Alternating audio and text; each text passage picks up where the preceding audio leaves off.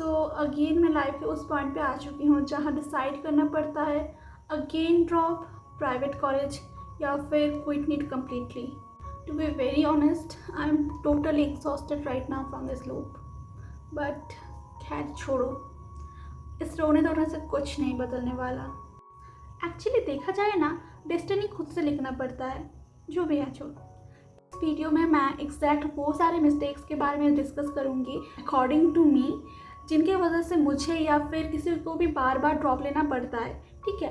And at the and I will share my final decision कि मैं क्या फिर से ड्रॉप लूँगी या फिर इस फील्ड को मैं कम्प्लीटली छोड़ रही हूँ. I hope this will help you guys, so stay till the and.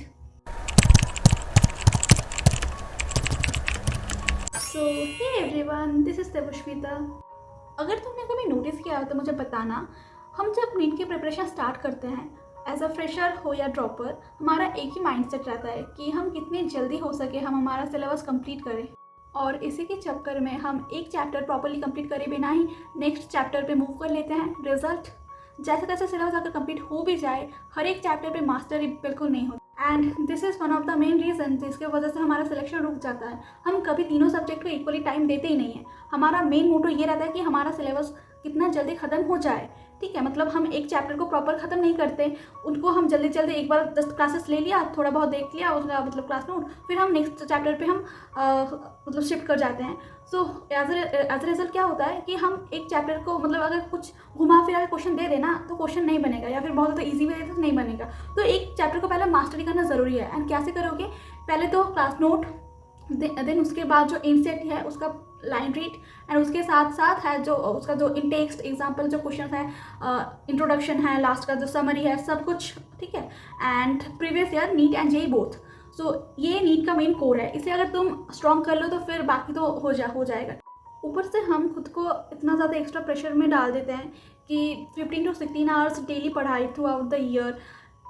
एक कंसिस्टेंसी रूटीन फॉलो करना, मतलब एक फिक्स्ड होगा कि 6 बजे उठना है तो 6 बजे उठना है, ये करना, मतलब एक फिक्स्ड रहता है. फिर कुछ भी मतलब चिल टाइम तुम्हारा नहीं होगा, लाइक 4 दीवारी में सिर्फ बंद रहो. मतलब ऑल टाइम से पढ़ाई के अलावा और कुछ नहीं सोचो. ऐसे बहुत सारे अनरियलिस्टिक एक्सपेक्टेशन हम खुद से रख लेते हैं.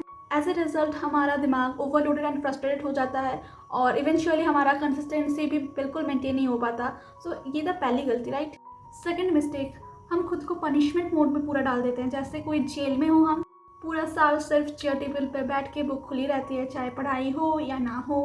रिजल्ट प्रॉपर पढ़ाई भी नहीं होती एंड हम लाइफ जी भी नहीं पाते. मैं ये नहीं बोल रही पढ़ाई नहीं करते हैं, फुल एफर्ट से पढ़ते हैं, बट सैचुरेशन नाम की भी एक चीज़ होती है ना. दिमाग को रेस्ट भी चाहिए, रिलैक्स का टाइम भी चाहिए. एंड इसीलिए ना हम बहुत जल्दी इरिटेट भी हो जाते हैं और धीरे धीरे हम खुद से एंड खुद के लाइफ से नफरत करना स्टार्ट कर देते हैं. एंड यहीं से क्रिएट होता है सेल्फ हार्म करने का tendency, low confidence and social anxiety etcetera. मैं नहीं बोल रही कि बहुत ज़्यादा मौज मस्ती करो. मैं सिर्फ ये बोलना चाह रही हूँ कि नीट के इस जर्नी को ना सिर्फ टॉर्चर एंड सैक्रिफाइस मत बनाओ. इसे एंजॉय करना एंड प्यार करना सीखो. बेसिकली लाइफ एंड प्रिपरेशन दोनों को बैलेंस करना सीखना पड़ेगा, राइट. एक्चुअली देखा जाए ना, लाइफ भी बहुत ज़्यादा शॉर्ट एंड बहुत ज़्यादा अनप्रेडिक्टेबल है. इसलिए जब पढ़ाई करो तो जी जान लगा के पूरा फोकस होकर पढ़ो. एंड हर वीकेंड या फिर अगर वीकेंड ना हो सके तो महीने के लास्ट जो संडे होगा, सो वहाँ पर तुम खुद को टाइम दो. खुद के फैमिली या फ्रेंड्स के साथ तुम थोड़ा घूमने चले जाओ या फिर सोलो डेट पे चले जाओ एज अ रिवॉर्ड. मर के मत जियो, नहीं तो सिर्फ ट्रॉमा ही मिलेगा इस जर्नी से. एक साइड जम के मेहनत करो एंड अदर साइड जो टाइम बचा रहेगा वहाँ पर पूरा खुल के जियो. क्योंकि अगर तुम पूरा साल ना कंसिस्टेंसी एंड फोकस के साथ 8 आवर्स भी सेल्फ स्टडी करोगे क्लासेस को छोड़ के, तो वो भी सफिशिएंट रहता है. अगर तुम पहले दिन से करो लास्ट दिन तक, एटलीस्ट थोड़ा तो टाइम बच ही जाता है ना. एंड एक और बात, हम खुद को तो रिवॉर्ड नहीं देते ना. हम ऑल टाइम सिर्फ पढ़ाई करते रहते हैं. हमारा दिमाग सिर्फ यही बोलता है कि पढ़ो पढ़ो पढ़ो पढ़ो पढ़ो. बट ये बिल्कुल ठीक नहीं है. अगर हम ऑल टाइम सिर्फ पढ़ाई करें तो हमारा दिमाग फैटिक हो जाता है. ठीक है. सो एज अ रिजल्ट क्या होता है, इस मोनोटोनस इस बोरिंग लाइफ से हमारा दिमाग एस्केप करने के लिए हमको डूम स्क्रोलिंग की तरफ धकेल देता है. और ये डूम स्क्रोलिंग धीरे धीरे हमारा एडिक्शन बन जाता है. फिर इसी के चलते हमारा पढ़ाई से मतलब ब्रेकअप हो जाता है, राइट. बिल्कुल भी ब्रेकअप हो जाता है बीच में जाके. मतलब पहले तो नहीं होता, बट जब ये अगस्त सितंबर टाइम आता है ना, ऐसा होता है. मतलब मैंने एक्सपीरियंस से किया है. एंड देन हम घर का रहते हैं ना घाट का, हमारा हम लाइफ जी भी नहीं पाए एंड करियर भी बिल्ड नहीं हुआ, ऐसा सिचुएशन हो जाता है। मैंने इसे एक्सपीरियंस किया हुआ है एंड मैं जितने सारे मिस्टेक्स अभी तुम्हें बता रही हूँ, ये सारे मेरे खुद के एक्सपीरियंस से मैं अभी तुम्हें बता रही हूँ कि शायद इन चीज़ों की वजह से मुझे या फिर तुम लोगों को भी बार बार ड्रॉप लेना पड़ रहा है। इसलिए रिवॉर्ड सिस्टम ज़रूरी है, वरना डिसिप्लिन नहीं बर्नआउट बिल्ड होता है। थर्ड पॉइंट, हम हेल्थ को कम्प्लीटली इग्नोर कर देते हैं। लिटरली इस लूप के चक्कर में मैं अभी PCOD, excessive hormone imbalance, obesity, iron, vitamin D, vitamin B12 deficiency, then limbs में बहुत ज़्यादा पेन फील होना, पूरा वीक फील होना, dizziness, then weakness in limbs, all time energy low feel करना, फिर बैक पेन, बहुत ज़्यादा बैक पेन है, हेडेक, आई साइट का मतलब पावर तो मेरा इतना मतलब इंक्रीज़ हो रहा है, अभी लगभग फिर भी स्टेबल हो चुका है, बट -10 अभी मेरा पावर हो चुका। देन हेयर फॉल है, आई पेन है, फिर मतलब ये जो मेरी उंगलियां हैं ना इतना ज़्यादा मतलब कांपते हैं अभी, मतलब literally. And at the end having periods for 1 to 1.5 month continuously. सो देखा जाए तो मैं अंदर से अभी पूरा ही मतलब ख़त्म हूँ, to be very honest. But एक मेरा विल पावर ही है जिसके कारण मैं अभी भी फिर से कम बैक करने की मैं हिम्मत जुटा पा रही हूँ, to be very honest. And ये सिर्फ मैं फेस नहीं कर रही हूँ, बहुत सारे एस्पिरेंट्स हैं जो यूट्यूब पे हैं जो बता रहे हैं कि वो लोग भी सीवियर हेल्थ इश्यूज अभी फेस कर रहे हैं। सो ऑब्वियसली ये बहुत ज़्यादा एक कंसर्न का पॉइंट है। एंड इस पॉइंट पे आके मैं एक रियलिटी चेक देना चाहती हूँ कि हम यहाँ पे डॉक्टर बनने आए हैं, पेशेंट नहीं, राइट? इसलिए पढ़ाई के साथ साथ हेल्थ पे ध्यान देना इक्वली इम्पॉर्टेंट है। डेली थोड़ा करके तुम फिजिकल एक्टिविटी, वर्क या वर्कआउट, या फिर तुम जिम चले जाओ ना 1-1.5 घंटे के लिए, and it actually helps in focus, consistency and energy. क्योंकि नीट सिर्फ स्टार्ट है, आगे तो लंबा मैराथन वेट कर रहा है। एंड अगर अभी ही हेल्थ पे कॉम्प्रोमाइज़ कर दिया तो हो सकता है फ्यूचर सक्सेस एंजॉय करने के लिए हमारे पास एनर्जी एंड लाइफ टाइम दोनों ही बहुत ज़्यादा ना बचे। Fourth mistake, lack of revision. मैं क्या करती हूँ ना, प्रिपरेशन स्टार्टिंग के टाइम पे ड्यू टू हाई मोटिवेशन मैं हर एक क्लास अटेंड करती हूँ, बट उस हिसाब से मैं रिविजन नहीं करती। मतलब एक अगर तुम लेक्चर लो तो उसे तो रिवाइज करना होता है ना, क्योंकि वी ऑल नो कि सिर्फ क्लासेस लेना इनफ नहीं होता, उसे रिवाइज करना, उसके रिलेटेड क्वेश्चंस प्रैक्टिस करना, उससे भी मतलब क्लास से भी ज़्यादा वो इम्पॉर्टेंट होता है। और यहीं पर मैं बार बार फेल हो जाती हूँ, मतलब मुझे बहुत ज़्यादा आलस आता है रिवाइज करने में, एंड इसी कारण मैं रिवीजन को मैं स्किप कर देती हूँ एंड सिर्फ ओनली मैं क्लासेस कलेक्ट करती रहती हूँ। ये भी एक टाइम पे जाके तो ये भी बंद हो जाएगा ना, क्योंकि मैं पिछले का तो रिवीजन नहीं कर रही हूँ ना, सिर्फ ओनली क्लासेस ले रही हूँ। सो मतलब ये धीरे धीरे क्लासेस भी बंद हो जाते हैं, इनका भी बैकलॉग स्टार्ट हो जाता है, एंड ये जो बैकलॉग क्रिएट होता है ये लूप मेरा कभी ख़त्म नहीं होता। मतलब ये आई डोंट नो तुम लोगों के साथ होता है या नहीं, बट ये मैंने बहुत बार मैंने इसे झेला है कि ऐसे करके मेरा बैकलॉग क्रिएट होता है, एंड मैं सोचती हूँ कि नहीं आज मैं पूरा रिवाइज करके मैं इसका मतलब मैं लाइव क्लास पे आ जाऊंगी, बट ये कभी पॉसिबल नहीं होता। पहले तो 3 लेक्चर रहते हैं पहले, बट धीरे धीरे एक अब 6-7 लेक्चर मुझे पर डे लेना पड़ जाता है, तो फिर मैं वो मतलब प्रेशर तो ले ही नहीं पाती, ऐसे करके मेरा पूरा ही बैकलॉग हो जाता है। Last point, self control and discipline maintain ना कर पाना। जो भी मिस्टेक्स मैंने तुम्हें अब तक बताए वो अगर तुम फिक्स कर लो ना, लाइक प्रॉपर रिविजन, प्रैक्टिस, मतलब जो काम जिस टाइम पे करना चाहिए उस टाइम ही कर लो, कुछ भी तुम कल के लिए मत छोड़ो। ऐसा रहता नहीं नहीं ठीक है आज जो हुआ सो हुआ, कल से करेंगे, ये कल की नौबत मत तुम लाइफ में ला। जिस दिन तुम ये कल करना स्टार्ट करोगे ना, उसी दिन से, उसी मुहूर्त से तुम्हारा मतलब हार निश्चित हो चुका है। Then balance routine, health care, mastery in every chapter, reward देना खुद को, रियलिस्टिक एक्सपेक्टेशंस, तो इन सबको मिला के धीरे धीरे डिसिप्लिन बिल्ड हो ही जाता है। बट ये एक दिन में तो नहीं होगा, क्योंकि तुम जहाँ पे बिल्कुल जीरो लेवल पे हो, ग्राउंड लेवल पे हो, तुमने कभी मेहनत उस हिसाब से नहीं किया, या फिर तुमने मेहनत किया भी है बट सही डायरेक्शन में नहीं किया कि जहाँ पर तुम सब कुछ का एक बैलेंस लेके आगे जा रहे हो। क्योंकि मतलब ये दिमाग को भी तुम्हें, उसका हेल्थ को भी तुम्हें ध्यान रखना पड़ेगा, नहीं तो मतलब कोई भी कॉम्पिटिटिव एग्जाम या फिर लाइफ को जीना ही बहुत ज़्यादा डिफिकल्ट हो जाएगा।